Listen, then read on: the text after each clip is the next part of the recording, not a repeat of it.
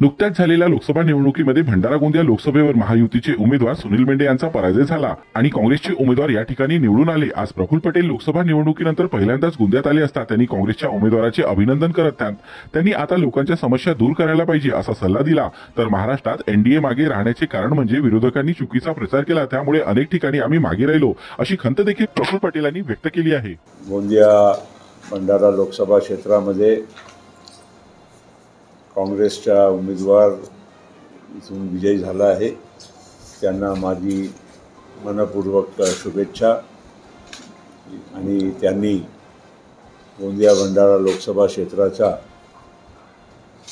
विकास करावा, लोकांची अडीअडचणी दूर करावी आणि त्यांच्या कार्य त्यांनी यशस्वी पार पाडावं अशी मी त्यांना शुभेच्छा देतो। आपण सगळ्यांनी पाहिलं आहे की यंदा लोकसभेमध्ये खास करून महाराष्ट्रामध्ये विरोधकांनी एक अपप्रचार केला की भारताचा संविधान बदलण्यात येईल आणि